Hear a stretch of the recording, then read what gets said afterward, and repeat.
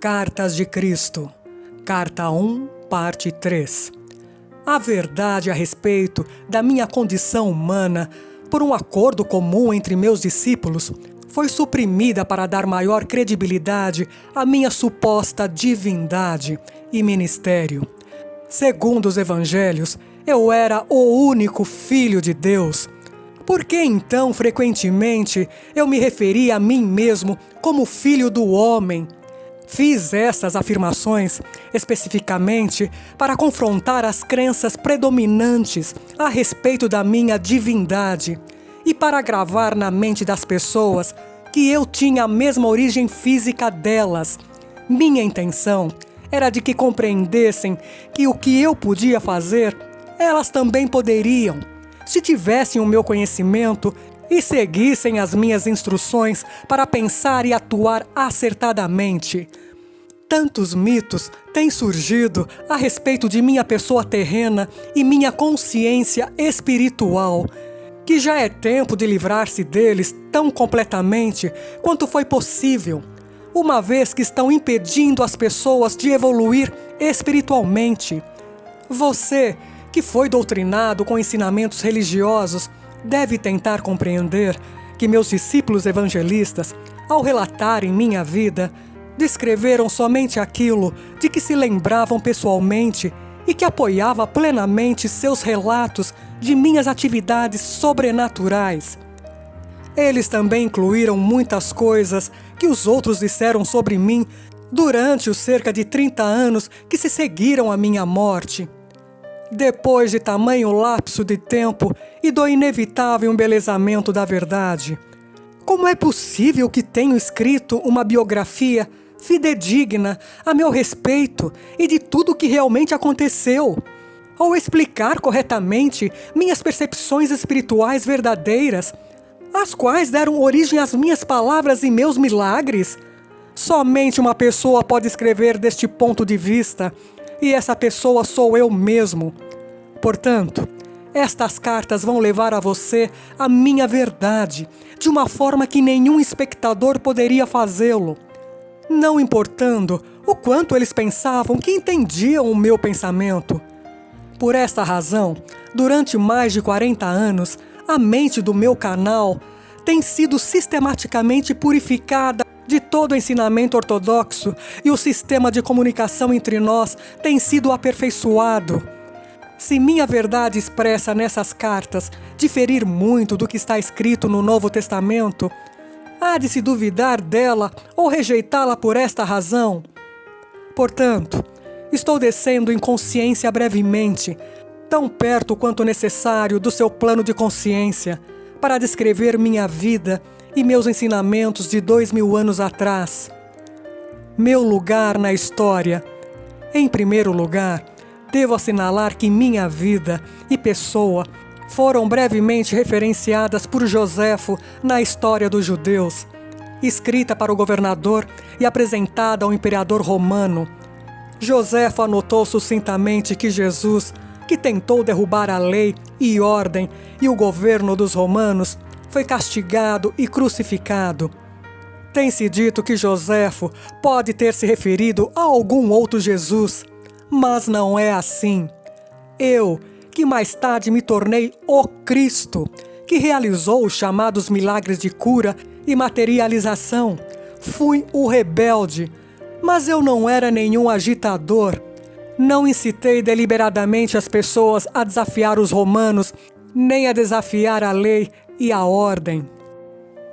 Eu fui um rebelde contra as tradições judaicas existentes.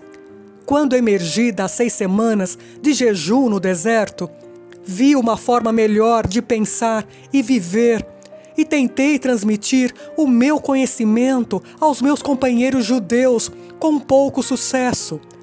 É importante que você entenda que a pressão da opinião pública pesava sobre meus seguidores, enquanto eles realmente acreditavam que eu trazia uma mensagem aos judeus para salvar a alma e que eu era o Messias, o Filho de Deus. Eles também eram do mundo, tentando relacionar-se com o mundo da melhor forma possível. Portanto, Ainda que conhecessem meus sentimentos contrários às crenças dos judeus, eles não estavam felizes em dispensar o Velho Testamento por completo, uma vez que este tinha apoiado e unido os judeus durante toda a sua história, no interesse de preservar o que eles consideravam valioso nos velhos decretos. Suprimiram qualquer descrição a respeito da pessoa que eu era.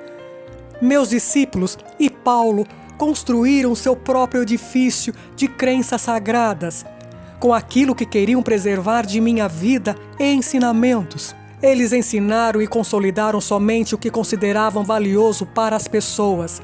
Judeus e gentios do mesmo modo, os daquele tempo e do futuro. Consequentemente, filtraram o que podiam usar e deixaram de fora a maior parte do que eu chamava os segredos do reino de Deus, pois eles nunca os compreenderam. Tampouco os acharam desejáveis na criação de uma nova percepção do divino, o Pai. Para preservar a crença judaica na salvação do castigo pelos pecados, por meio dos sacrifícios no templo, adotou-se a pessoa de Jesus como o supremo sacrifício que pagou pelos pecados dos homens através de sua crucificação. Esta crença servia a muitos propósitos naquele tempo. Isso deu à minha morte na cruz uma razão válida e heróica. Ela provava às pessoas que eu era o Filho de Deus e que havia realizado uma missão específica até o fim da minha vida. Esta crença também provou ser de grande consolo para os judeus quando seu templo foi destruído pelos romanos, e levou a muitas conversões. Muitas seitas de judeus e gentios também não acreditavam em vida após a morte. Consequentemente, era altamente reconfortante escutar que Jesus Cristo havia superado a morte e mantido seu corpo. Para muitas ideologias humanas daquele tempo, a vida não era possível sem um corpo. Portanto, vida após a morte somente poderia significar ressurreição do corpo. Isso também manteve o meu nome constantemente vivo na mente das pessoas. Eu era a valente figura histórica que havia morrido para assegurar que os homens fossem libertados de todo o medo do inferno e da condenação. Desde que eles acreditassem em mim, poderiam caminhar como homens libertos. É somente porque meu nome se manteve vivo até hoje que posso vir agora até você para oferecer-lhe a verdade que eu queria muito compartilhar com as pessoas há 2000 anos. Minha juventude e as experiências no deserto. Eu nasci na Palestina. Minha mãe estava convencida de que eu era o Messias. Ao contrário da crença popular, eu não era uma criança santa. Aos 12 anos, levaram-me até o templo para ser entrevistado pelos sumos sacerdotes, para que se determinasse se eu estava pronto para iniciar o treinamento religioso judeu. Fui rejeitado por ser demasiado teimoso. Amargamente decepcionada, minha mãe me levou para casa e fez o seu melhor para criar-me na santidade que marcou o seu próprio comportamento em todos os momentos. Aquela era uma tarefa impossível, já que eu era, acima de tudo, um individualista de comportamento indisciplinado. Fiquei ressentido com as orientações de minha mãe e sua tentativa de disciplinar-me. Como jovem, tornei-me impossível de controlar, um verdadeiro rebelde. Rejeitei a adesão incondicional de minha mãe à fé e tradições judaicas, preferindo risos às atitudes hipócritas. Recusei-me a aprender um ofício que me confinasse à rotina. Escolhi misturar-me com todo tipo de gente das classes mais desfavorecidas, bebendo com eles, conhecendo prostitutas e me divertindo, conversando, discutindo, rindo e sendo um ocioso. Quando precisava de dinheiro, ia trabalhar nos vinhedos por um dia ou dois, ou fazia trabalhos que me pagassem o suficiente para comer e beber, propiciando-me o lazer que desejava. Apesar de todos os meus defeitos como ser humano, Minhas atitudes descuidadas e indolentes, minha obstinação e determinação egocêntrica para pensar minhas próprias ideias, sem me importar com o que os demais pudessem pensar ao meu respeito, eu tinha uma profunda preocupação com as pessoas. Eu era profundamente emocional. Em palavras atuais, eu seria chamado de hiperreativo, hiperemotivo. Tinha um coração caloroso, compassivo e empático. A presença da doença, da aflição e da pobreza me comoviam profundamente. Era um acirrado defensor daqueles que você chama de desamparados.